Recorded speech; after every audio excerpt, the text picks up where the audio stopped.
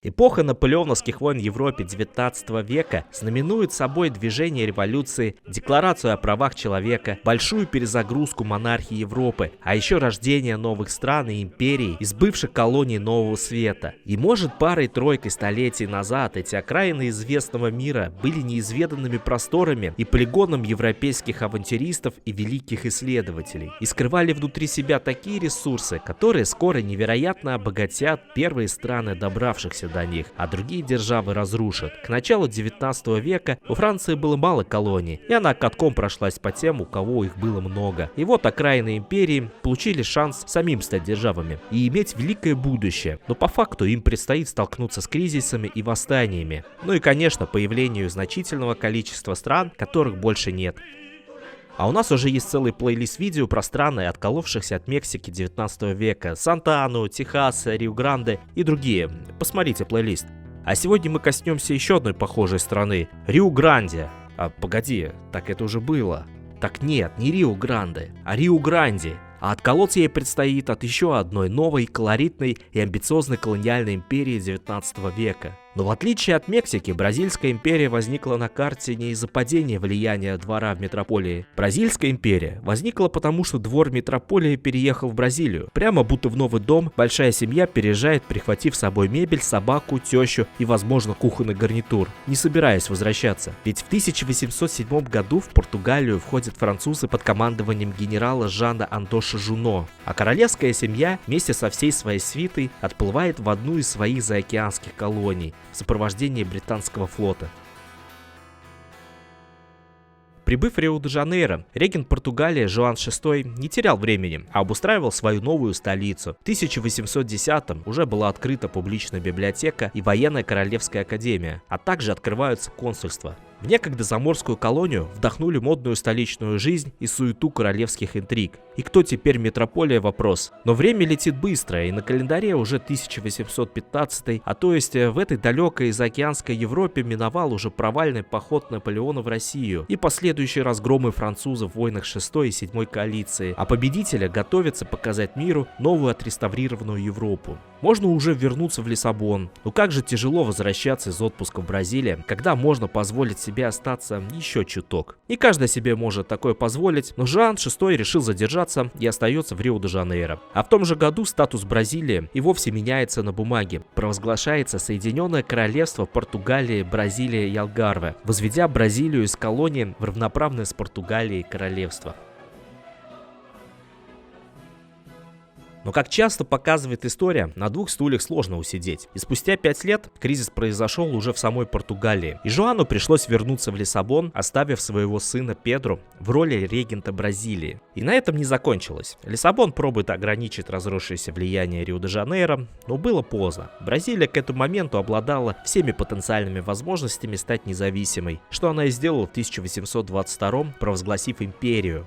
А Педро вскоре становится ее первым императором, Педру I. Новый виток жизни вместо утопического развития и возможности войти в клуб главных держав того времени принес для молодого государства внутренние кризисы. Ведь скоро ему предстоит столкнуться с противостоянием имперского централизма, федерализма, написать конституцию и все такое. И те, кто смотрит нас регулярно, испытывают сейчас дежавю. Спустя несколько лет после коронации Педро I оброс слухами и недоверием среди многочисленной оппозиции. Ситуация накалялась, и чтобы дела не дошли до революции, вот уже Педро I садится на корабль и уплывает в Европу, где он занялся борьбой за права на трон Португалии своей дочери Марии, ну и перестал брить бороду, пока не добьется этого. Однако, отчалив от бразильского побережья, император оставил у власти 5-летнего Педро II.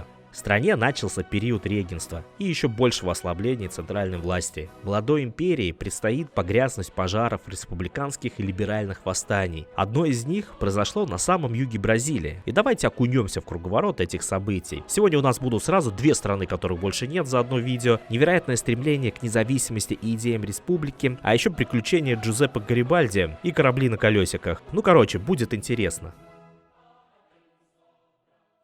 Видели, как Трамп наводил пошлины на импорт в США? Все это, чтобы точно дать преимущество производителям внутреннего рынка. Так вот, скотоводы из Риу-Гранди-ду-Сул начала 19 века, наверное, бы очень хотели, чтобы Рейган Бразильской империи показал бы эту табличку в местных газетах. Все потому, что ситуация там была ровно противоположной. Так вышло, что основным продуктом южной бразильской провинции была вяленая говядина, и вся она почти продавалась внутри Бразилии. А вяленая говядина, привозимая из Уругвая и Аргентины, облагалась меньшим налогом, так как ее продавцы пользовались внешнеторговыми льготами, в то время как риу-гранцы платили по полной. Такое налоговое ущемление со стороны правительства местной либеральной элите не нравилось совсем, а скотоводам, которые во многом эту элиту составляли, было тяжело конкурировать с зарубежными коллегами. Да и либералов тут исторически было большинство, и они выступали против консерваторов, сторонников централизма. Так, помимо несправедливого налогового гнета, им еще не нравилось, что президента Риу-Гранди-ду-Сул назначали из Рио-де-Жанейро, а не они сами. А подлило масло в огонь создание так называемого Sociedade Militar, ну или военное общество, сформированное в 1833 в Рио-де-Жанейро. Членами общества были ярые сторонники Педро I, а их целью было восстановление правления императора. Напомню, к этому времени он уже уплыл в Португалию от возненавидевших его подданных. Неудивительно, что идея людям не зашла, и вскоре толпа ворвалась в их штаб-квартиру, разгромили ее, а мебель вышвырнули на улицу. Все бы ничего, но один из лидеров этого общества, граф Риу-Пардо Томас Жоаким Перейра Валента, успел открыть в Порту-Алегре ячейку этого общества. Уместные события комментировать, думаю, не стоит.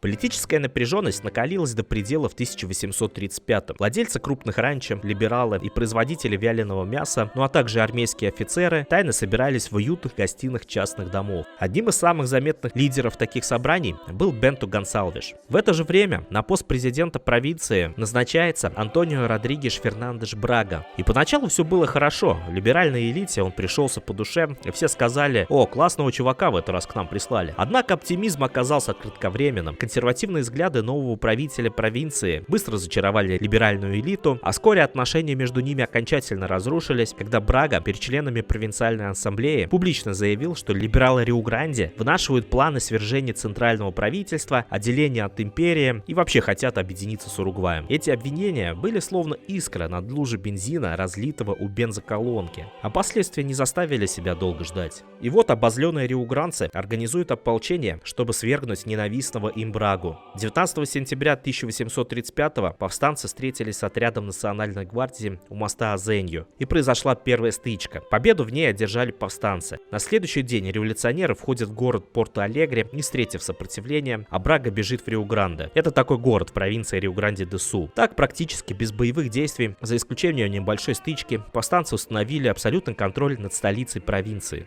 А на современном флаге штата Риу-Гранди-ду-Сул до сих пор есть пасхалка об этом событии. Кстати, восставших прозвали Фарапильес или Фарапус. Дословно переводилось как оборванцы или что-то связанное с тряпками. А само восстание позже прозвали революцией Фарапили. Первоначально это слово считалось уничижительным и использовалось по крайней мере за 10 лет до восстания для обозначения жителей Риу-Гранди-ду-Сул, связанных с либеральной партией, ну и других оппозиционеров и радикалов центрального правительства. Термин, возникший в парламенте, в конечном итоге был принят самими либералами, подобно санкюлотам во время французской революции, и даже существовали газеты с таким названием.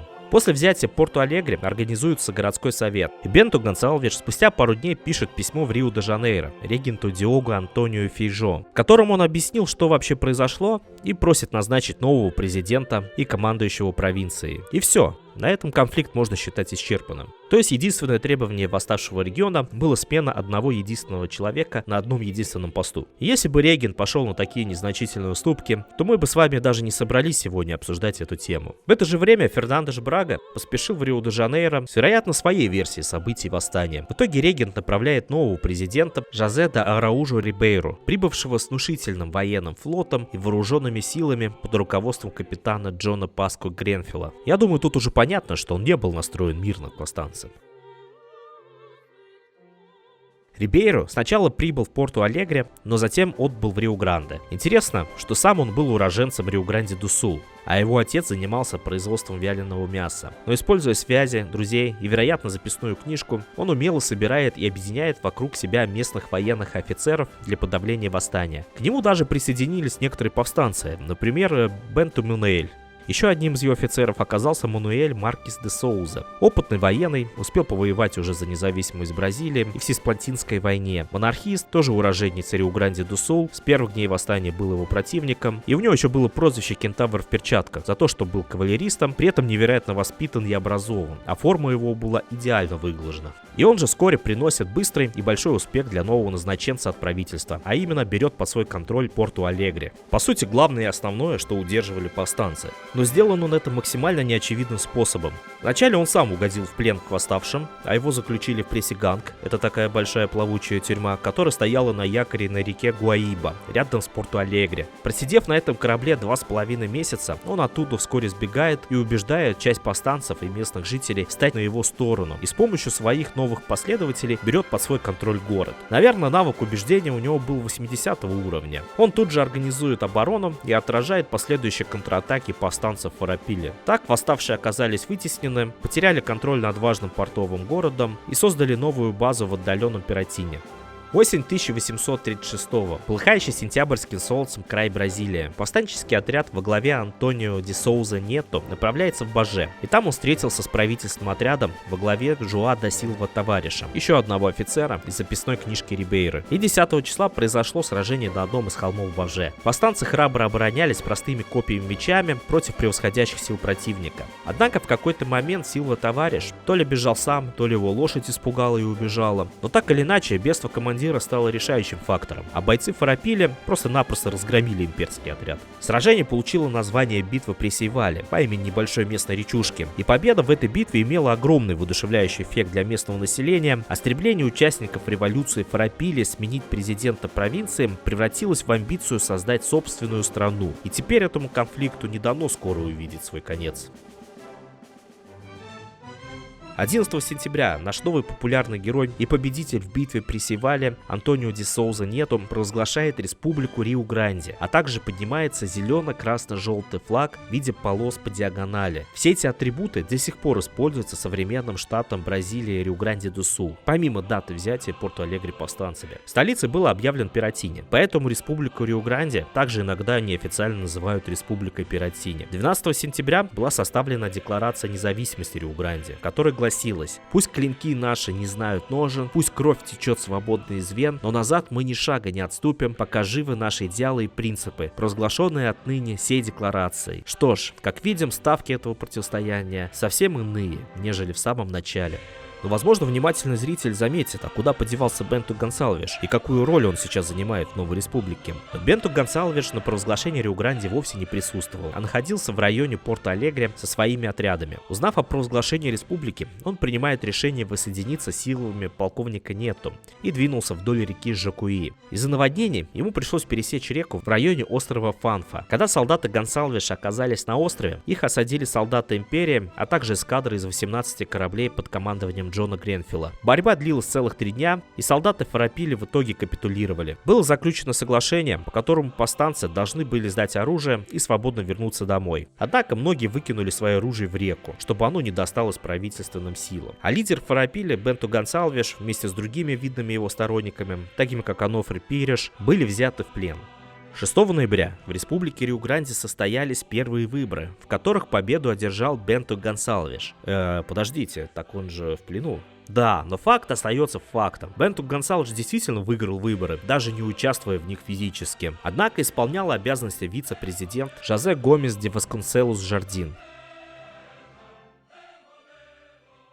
А тем временем противостояние Фарапили и сторонников бразильской короны становилось все сильнее и сильнее. Империя начинает вкладывать все больше очков действия в этот конфликт и вскоре отправляет в Риу-Гранди нового назначенца, сменившего Араужо Рибейру 5 января 1837 года. Это был военный офицер Антеро Хосе Феррейра де Брито. А его назначением принесло жестокость и хаос в этот конфликт. Если Араужо Рибейру последовательно собрал команду из местных военных и друзей и даже переманил сторонника Фарапили Бенту Мануэля, то назначение де Брито разрушило это все вмиг. Так Бенту Мануэль не стал подчиняться новому назначенцу и перешел обратно на сторону Фарапили вместе со своими солдатами. И это его второй переход на противоположную сторону конфликта. Ну то есть давай за них, давай за нас. Кроме этого, де Брита велел проводить массовые репрессии против всех подозреваемых в участии в восстании или даже симпатии к нему. Дело шли как виновные, так и невиновные и вообще мирные жители. А последние все больше симпатизировали движению Фарапили и помогали им ресурсами. А узнав о дезертирстве Бенто Мунуэля, он начал преследовать его лично, но в итоге попал к нему же в засаду и был взят в плен, которым пробыл до 1838. А еще 8 апреля Нету захватил Касапаву, важный имперский центр снабжения, захватив много пушек и взяв в плен 500 солдат империи. Параллельно росло экономическое значение молодой республики. Ее соседи из Уругвая поддерживали активное торговое сотрудничество, закупая вяленое мясо. Таким образом, можно сказать, что в 1837-1838 инициатива была полностью в руках республиканцев, а Фарапили развивала свое движение. В это время, пока республика делает свои первые успехи, ее президент Бенто Гонсалвеш находится в тюрьме в Рио-де-Жанейро. Но несмотря на свое заключение, ему удавалось принимать почти ежедневные визиты друзей и сторонников. В рамках одного из таких визитов Бенто познакомился с Джузеппе Гарибальди. Да, с тем самым известным Гарибальди, который спустя 25 лет создаст известную нам в наши дни Италию, объединив разрозненное государство на Апеннинском полуострове. Весной 1937-го Бенто Гонсалвеш дерзнул бежать из тюремных застенков, однако побег сорвался из-за того, что один из товарищей оказался чересчур полным и не смог пролезть в окно, и Бенто решил остаться ради верности соратнику. После попытки побега его переводят в тюрьму Бая, где ему в этот раз помогли бежать местные друзья-масоны, и в этот раз побег был успешным. После этого некоторое время скрывался в Сальвадоре, а потом тайно вернулся в столицу своей республики. И вот, наконец, президент приступил к своим обязанностям. А год спустя он объявил народу свой манифест, закрепивший независимость Риу-Гранди.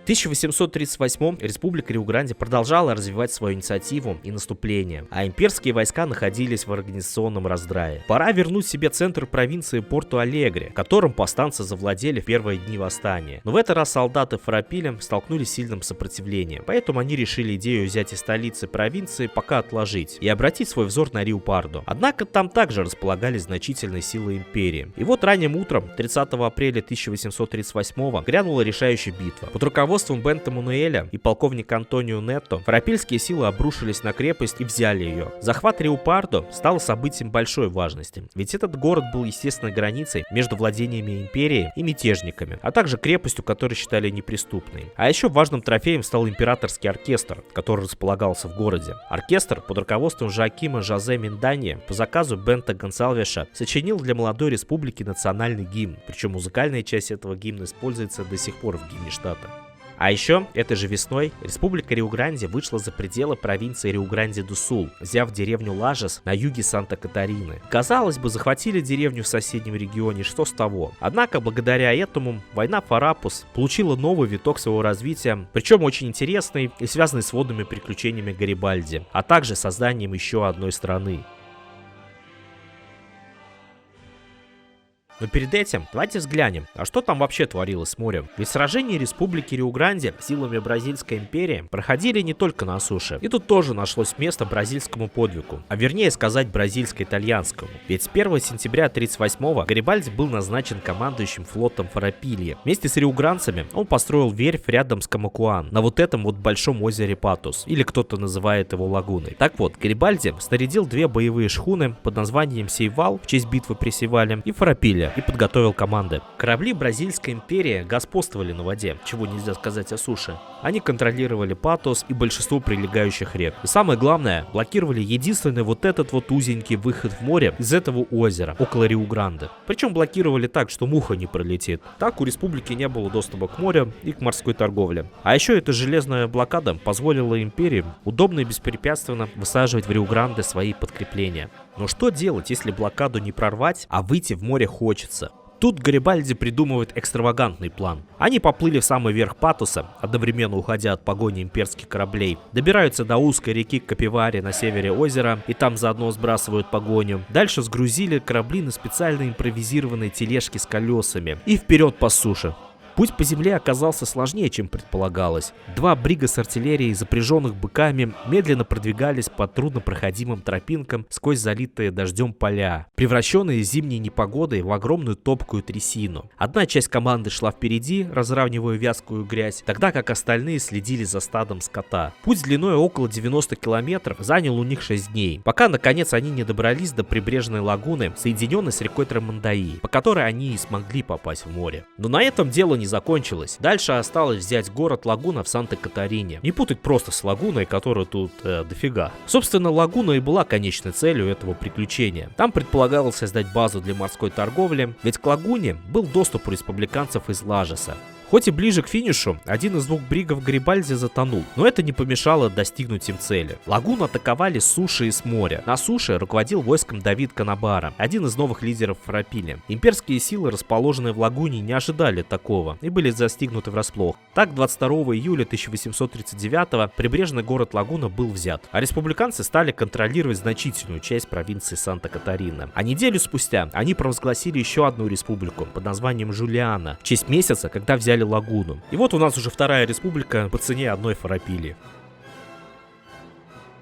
Президентом республики Жулиана стал Давид Канабара, но пробыл он им всего неделю, так как 7 августа собрали коллегию выборщиков, большинство голосов на которой собрал полковник Жоаким Ксавье Невиш, став президентом, а также священник Висенте Феррейра душ Сантуш Кардейро, став вице-президентом. При этом сам Невиш не смог исполнять обязанности, так как в этот момент он находился в Сан-Жозе, и имперские силы, находящиеся там, запретили ему отъезд в Лагуну. Кстати, Невишу, несмотря на то, что он дружил с республиканцами и стал президентом Жулианы, не помешало потом продолжить карьеру в армии империи и даже в далеком будущем стать вице-президентом Санта-Катарины. Ну, то есть в какой-то степени был еще одним господином «давай за них, давай за нас». Но вернемся. Фактическим президентом Жулианы стал вице-президент Висенте Кардейро, которым он и пробыл до окончания существования республики. Также были назначены министры по различным направлениям, а общее управление было поручено государственному секретарю Луиджи Рассетти, одному из итальянцев из свита Гарибальди. Но, несмотря на невероятный энтузиазм, республика Жулиана быстро столкнулась с проблемами. Причем всеми, которые только могут встретить республику в принципе. Финансовые трудности, нехватка кадров и военных, ну и, собственно, военные неуспехи. И все сразу. И чтобы хоть как-то решить финансовые трудности, республика Риу-Гранди предоставила Жулиане кредит. Отсюда и появилось выражение «республика в долг».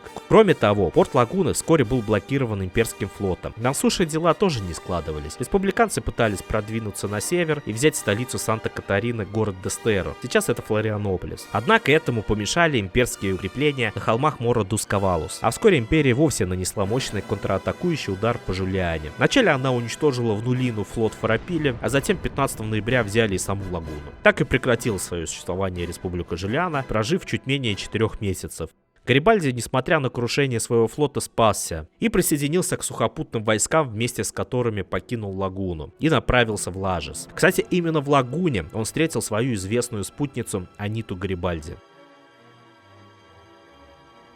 Если до 1840 года наблюдался подъем движения Фарапиля, они брали города, расширяли влияние, обретали новых союзников и даже заняли половину соседней провинции, создав еще одну республику, то начиная с падения Лагуны начался медленный, но постоянный спад. После Лагуны имперские солдаты взяли Лажес, и все республиканцы отступили на территорию провинции Риу-Гранди-ду-Сул. Осаждая Порту-Алегре, республиканские войска позволили имперцам захватить свою столицу. Кстати, на тот момент это была Касапава, после чего столица была перенесена в Алегрете. Весной и летом 1840-го последовали новые поражения. Войска империи захватили стратегический пункт в Сан-Габриэль. Бенту Гонсалеш потерпел тяжелое поражение в попытке занять Сан-Жозе-ду-Норте, ведя бой почти 9 часов против превосходящих сил противника. А вскоре главный господин «давай за них, давай за нас» Бенту Мануэль подал прошение об отставке в республике, а также заполучил амнистию от империи, после чего переселился в Уругвай. Разочаровавшись в идее республики, он заявил, что она теоретически похожа на правительство ангелов, но на практике не подходит даже дьяволу. Так Бенту Мануэль, дважды переходя от одной страны к другой, в итоге ушел от всех. Разочарование стало общим настроением среди восставших. Бенту Гонсалвеш обратился к правительству империи с предложением о переговорах. Это вызвало недовольство ряда офицеров и министров республики. В 1841 и 1842 ситуация продолжала ухудшаться. Республика терпела поражение за поражением, теряя оружие, лошадей и пленных. А еще среди лидеров Фарапиля возникли серьезные внутренние конфликты, оказавшие негативное влияние на дальнейшее развитие их собственной революции.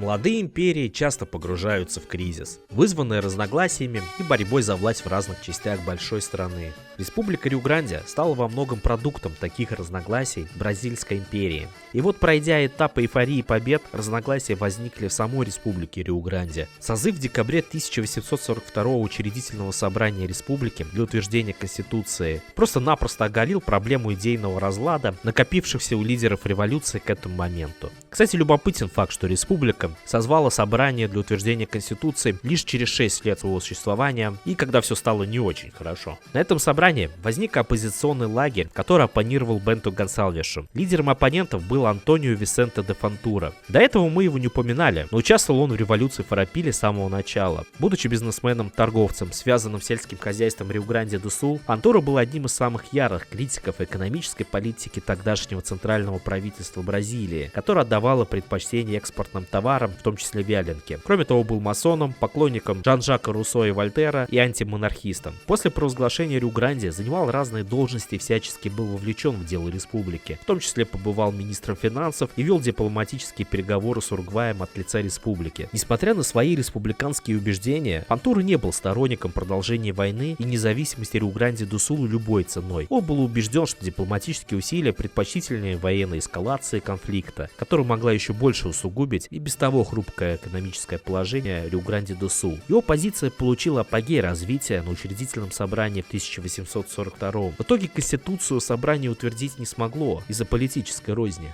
После этого внутренние конфликты и интриги только разрастались, одновременно с ростом поражений и демонстрацией явной слабости перед силами бразильской армии. В августе 1843-го Бенту Гонсалвеш уходит с поста президента, с одной стороны устав от разногласий, а с другой из-за болезни. А год спустя оказывается втянут в дуэль с Онофре Пиришем. И супер внимательный зритель, возможно, сейчас его узнал, потому что я уже о нем говорил. Это еще один лидер восстания с самого начала, который сражался бок о бок в битве на острове Фанфа, после чего вместе с Бенту Гонсалвешем находился в тюрьме в Рио-де-Жанейро. Но в 1844-м измотанный войной Онофре публично оскорбил Бенту Гонсалвеша, назвав его убийцей и вором. После этого состоялась дуэль, в которой победил Бенту Гонсалвеш, а Онофре Пириш был ранен в руку, после чего погиб спустя несколько дней. Поражения республиканцев с начала 1840-х постепенно привели к смене их тактики на партизанскую. Крупных сражений практически не происходило, а вместо этого были мелкие разрозненные стычки. А при преследовании партизаны отступали на юг, периодически скрываясь в Уругвае. Это затягивало конфликт и откладывало полное поражение Фаррапили. В 1842 году президентом провинции Риу-Гранди-ду-Сул от империи становится барон Кашиас Луис Алвес де Лима и Силва, который организует армию и начинает все более успешно бороться с партизанами. Кстати, к этому моменту у него уже была хорошая репутация подавления восстаний Бразильской империи, и поэтому был отправлен, чтобы наконец-то, раз и навсегда, покончить затянувшимся на годы восстанием Фаррапили. Одновременно с этим в республике в 1844 году лагерь оппозиции, выступающий за перемирие, практически полностью победил и руководил Фаррапилией. И не только в республике поменялись настроения, но и в самой империи. Кстати, тут стоит сказать, что и в империи произошел фазовый переход от власти регенства к власти полноценного взрослого 16-летнего императора Педро II. В 1844 он предложил мятежникам почетные условия, такие как амнистия офицерам и солдатам, включение их в состав имперской армии на те же должности и выборы президента провинциальной ассамблеи, ну и, конечно, сниженные налоги на вяленое мясо. Такие щедрые условия во многом были связаны с тем, что империя теперь видела куда более вероятного врага в Аргентине и Уругвае, чем в Риу-Гранди, а спорную и бесконтрольную территорию последней мог использовать какой-нибудь Хуан Мануэль де Росас. Да и я думаю, к этому моменту от этой бесконечной долгой войны устали все стороны конфликта. В конце 1844 начались переговоры о мире. Главным представителем от республики был Давид Канабара, а за переговоры отвечал Фонтура. Со стороны империи барон Кашиас. Все закончилось подписанием 1 марта 1845 года мирного договора в Понче-Верде после 10 лет войны. Среди основных условий договора были полная амнистия для повстанцев, освобождение рабов, сражавшихся в армии республики, а также денежная компенсация и назначение президентом провинции человека, выбранного республиканцами. И несмотря на удручающее состояние и практически полное поражение на поле боя, участники движения Фаррапили получили шикарные преференции, и вы, возможно, спросите, а кто тут тогда победитель? Но многие договоренности остались только на бумаге, а сам договор вызывает споры у историков по сей день. Так риугранцы так и не выбрали и не стали выбирать себе президента. Да и вообще, я не понял по договору Понче-Верде, значение президента республиканцами — это разовая акция или постоянная. Напишите в комментах, если знаете. Неизвестно, были ли выплачены компенсации. А еще были освобождены далеко не все рабы, воевавшие за Фарапилью. Некоторых вернули владельцам по первому требованию, в то время как других увезли в Рио-де-Жанейро и продали другим хозяевам. А еще вызывает много вопросов убийство черных улан в битве при Паронгасе. Последней битвы, которая состоялась во время переговоров Канабара с Кашиасом. Ходит мнение, что эта битва и вовсе договорняк между ними был против черных рабов, воевавших за Фарапилью. Но по мне это уже совсем теория заговора. А еще договор подвергался сомнению в его юридической силе, ведь никто из тру-лидеров республики его не подписал. Ни Бенто Гонсалвеш, ни действующий вице-президент Жардин. Ну все, думаю, хватит. Какой бы ни был плохой договор, война закончилась, а провинция Риу-Гранди-ду-Сул с течением времени обратно интегрировалась в империю. Бенто Гонсалвеш умер спустя 2 года после подписания мира от болезни легких. А канувшая в историю республика Риу-Гранди увековечена во флаге и гербе штата Риу-Гранди-ду-Сул. А еще в названии городов, например, Фарапилья, Бенто Гонсалвеш, Кашиас-де-Сул, Гарибальди и Давид Канабара. А город Порт-Алегре по сей день носит на гербе надпись «Мой Луал и Валероза», что в переводе «самый верный и доблестный». Титул, пожалованный самим Педро II за то, что город так и не сдался Фарапиле на протяжении долгих лет. Ну, если не считать, конечно, что один раз его взяли все-таки. Ну и, безусловно, республика увековечена тем самым героизмом, стремлением к республике, невероятными приключениями, которые присущи далеко не каждой стране, которой уже нет.